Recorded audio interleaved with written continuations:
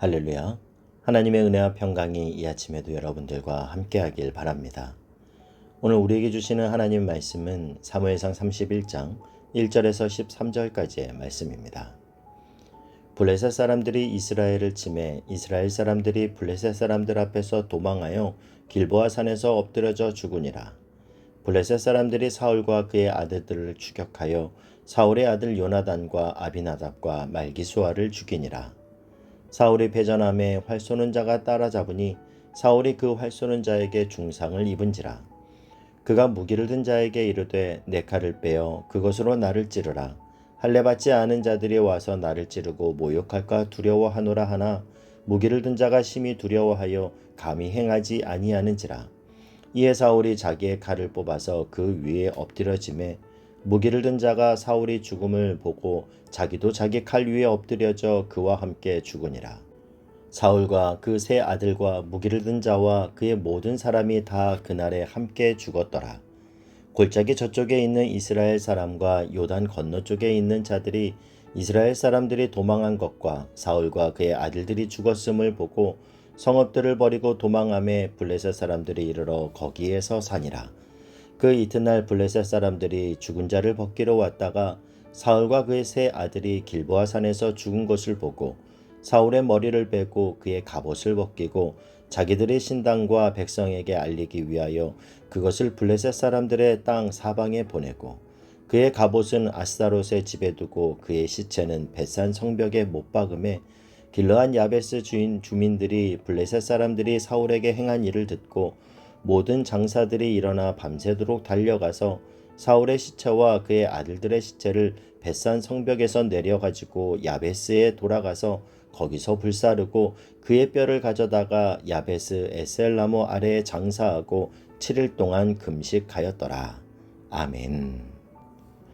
앞장인 사무엘상 30장에 보면 다윗이 시글락에서 아말렉과의 전투에서 승리하고 그를 따르는 사람들에게 승리의 분깃을 나누었던 장면이 나옵니다. 그리고 다윗은 심지어 유대 지역의 많은 성들에게도 전쟁의 전리품들을 나눕니다. 그러한 일들을 통해서 다윗은 자연스럽게 이스라엘 남쪽 유다 지역에서 영향력과 지도력을 확대해 나가고 있죠. 성경은 그런 다윗의 승리의 모습, 사람들 앞에서 세워지는 모습을 기록한 직후에 바로 이어서 사울 왕이 죽임을 당하고 그를 따르는 사람들이 다 흩어지는 모습을 대비해서 기록합니다. 사울은 이스라엘의 초대 왕으로 겸손으로 출발한 인생이었지만 그의 말로는 비참하게 끝납니다.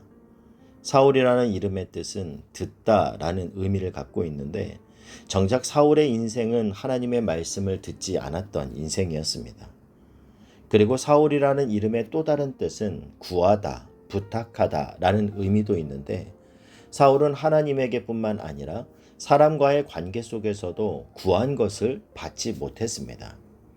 처음에 아버지의 암나기를 잃어버렸을 때 자신의 종에게 우리가 돌아가자. 아버지가 암나기 걱정은 둘째치고 우리 걱정을 더 많이 하시겠다 이렇게 했는데 종이 사울의 말을 듣지 않죠. 우리가 이 근처에 하나님의 사람 사무엘이 있는데 그에게 가서 물어보자 이렇게 말합니다. 그리고 오늘 본문에도 자신의 옆에서 칼을 든 자에게 나를 죽여달라 부탁하지만 그는 왕의 명령을 이행하지 않습니다. 우리가 여기서 알 수 있는 것은 참된 리더십이란 먼저 하나님과의 관계가 우선해야 한다라는 거예요. 다윗은 하나님의 말씀을 듣고 순종하는 삶을 살았기에 그를 따르는 자들이 다윗에게 순종했던 겁니다. 그러나 사울은 그렇지 않죠. 여러분, 권위는 자신이 세우는 것이 아니라 하나님께로부터 오는 것입니다. 리더가 하나님의 말씀을 잘 듣고 하나님께 충성하는 모습을 보일 때 거기서 권위가 생겨나는 것이고 그 모습이 사람들로 하여금 충성을 이끌어내게 한다는 사실을 우리는 잊어서는 안 됩니다. 그리스도인의 권위, 부모로서의 권위, 관계 안에서의 권위 등 모든 권위는 하나님께로부터 옵니다. 그래서 사람에게 잘 보이고 또 사람과 인간적인 우정과 의리를 쌓는다고 해서 권위가 생기고 충성이 만들어지는 것이 절대 아닙니다. 그가 하나님 앞에 온전하게 충성할 때, 먼저 그의 나라와 그의 의를 구할 때 하나님은 이 모든 것을 우리에게 더하여 주실 줄 믿습니다. 1절 2절 말씀을 보면요. 블레셋 사람들이 이스라엘을 치매 이스라엘 사람들이 블레셋 사람들 앞에서 도망하여 길보아 산에서 엎드려져 죽으니라. 블레셋 사람들이 사울과 그의 아들들을 추격하여 사울의 아들 요나단과 아비나답과 말기수아를 죽이니라. 평생 사울의 숙적이었던 블레셋에 의해서 결국 사울 왕국은 끝을 맞이합니다. 1절 2절을 보면 사울이 죽고 그의 아들인 요나단도 죽고 아비나답도 죽고 말기수아도 죽는 내용을 보면서 사망의 행렬이 사울 가문에 드리워진 모습을 보게 되는데요.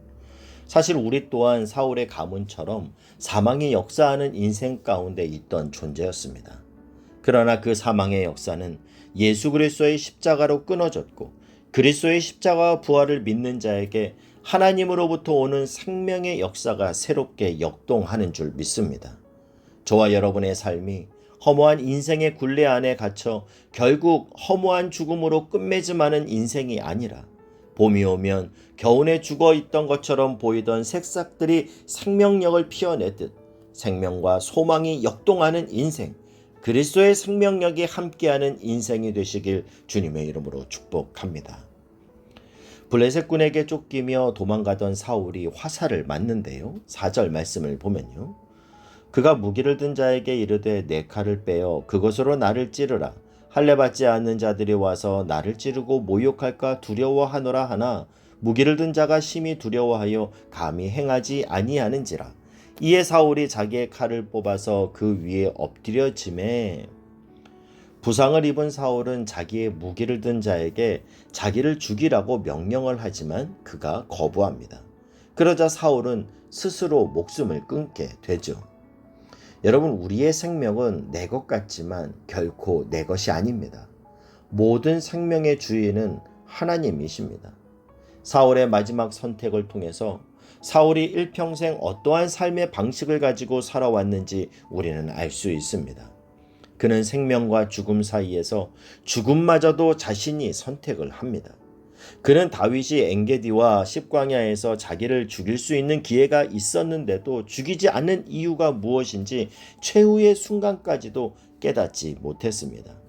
생명의 주권은 온전히 하나님께 있으며 그러므로 생명의 주관자 되시는 하나님이 나의 생명과 인생을 붙잡고 계시고 지금도 인도하고 계시다라는 사실을 그는 간과한 거예요.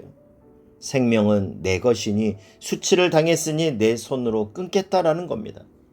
여러분, 우리는 해결하는 인생이 아닙니다. 우리는 해결받는 인생입니다. 인생의 문제를 내가 해결할 수 있다고 생각하고 내가 문제를 풀어야겠다, 결자해지, 그렇게 살아간다고 해서 해결되는 것이 없습니다. 우리가 우리의 생명의 주인이 하나님이심을 믿고 고백한다면 오늘도 하나님 앞에서 해결받는 인생, 하나님께 해결받는 삶이 바로 우리가 가야 하고 선택해야 하는 길인 줄 믿습니다. 여러분, 내가 해결하려고 하는 모든 시도를 십자가 앞에 내려놓으십시오. 그리고 기도하세요. 하나님이 내 인생의 주인이시고 생명의 주인 되시니 내가 나의 모든 문제를 주님 앞에 내려놓습니다. 주님의 방법으로 풀어주시고 주님의 방법으로 해결하여 주시옵소서. 사울은 불행하게도 지금까지 그랬던 것처럼 죽음의 문제마저도 자기가 선택해버리고 맙니다. 결국 사울은 죽게 되고 그 모습을 옆에서 지켜보던 무기든 자는 자기도 자신의 칼 위에 엎드려져 죽음을 선택합니다. 여러분, 그래서 리더가 참 중요한 거예요. 리더가 어떤 가치관과 어떤 태도로 삶을 살아가느냐에 따라서 함께하는 자의 판단과 태도가 결정됩니다. 자살을 택한 리더 옆에 있던 자도 자살을 택하는 거예요. 여러분, 오늘 내 앞에 있는 문제를 내가 어떻게 결정하고 어떤 길을 선택하느냐에 따라 나와 함께하는 사람, 특별히 우리의 자녀들의 가치관이 결정된다라는 사실을 기억할 수 있기를 바랍니다. 그런 점에서 저 또한 두렵고 떨리는 마음으로 오늘 하루를 삽니다. 오늘도 제 앞에 놓여지는 수많은 선택의 순간들, 수많은 결정의 순간들에 있어서 내가 사람의 길이 아닌 하나님의 길, 성경의 가치관에 기반한 길을 선택하고 추구할 수 있도록 겸손히 주 앞에 기도하며 인도하심을 구합니다. 김구 선생님이 평생의 좌우명으로 삼았던 글이 있는데요. 눈 덮인 들판을 걸어갈 때 이리저리 함부로 걷지 마라. 오늘 내가 걸어간 발자국은 뒷사람의 이정표가 되리니. 오늘 저와 여러분이 걸어가는 길이 누군가에게는 그의 길은 믿음의 길이었다 기억됨이 되어 또 다른 믿음의 역사들이 우리의 발걸음을 통해 일어나길, 그러한 믿음의 선순환이 여러분의 가정 가운데 일어나길 주님의 이름으로 축복합니다. 사울이 죽자 블레셋 사람들은 사울의 갑옷을 벗기고 사울의 목을 자르며 사울을 벳산 성벽에 못을 박는 모욕을 행하죠. 이 소식을 들은 길르앗 야베스 주민은 목숨을 걸고 가서 사울의 시체를 회수해 옵니다. 이 길르앗 야베스 주민들은 사무엘상 11장에 보면 암몬이 공격해 올 때 사울에게 은혜를 입은 사람들이었어요. 그 은혜를 기억하며 사울이 비록 악한 왕이기는 하였지만 자신들이 할 도리를 다 한 거예요. 여러분, 이것이 은혜 받은 자의 도리입니다. 비록 그가 어떤 문제로 나에게 깊은 실망을 주었더라도 그것과 별개로 나에게 은혜를 주었던 것을 기억하는 것. 그러나 사람들은 그렇게 생각하지 못합니다. 어떻게 사람이 그럴 수 있어? 하며 이전에 받았던 은혜마저 다 부정해버려요. 길르앗 야베스 주민들은 은혜를 기억했고 그 은혜를 표현했습니다. 여러분, 저는 지금껏 맺었던 관계 안에서 그가 어떤 큰 잘못을 저질렀다고 해도 인간적인 관계마저 전부 부인하지 않으려고 애를 씁니다. 왜냐하면 우리는 다 연약한 존재이기 때문이에요. 사실 드러나지 않아서 그렇지 우리의 죄가 그의 죄보다 더 작다라고 말할 수 있는 사람이 어디 있겠습니까? 감추어져서 사람들이 모를 뿐이에요. 여러분, 은혜는 은혜로 기억하고 내가 연약하듯 그도 연약할 수 있음을 인정할 수 있기를 바랍니다. 그리고 우리는 하나님을 아버지로 모시는 한 형제 자매임을 잊지 마시길 바랍니다.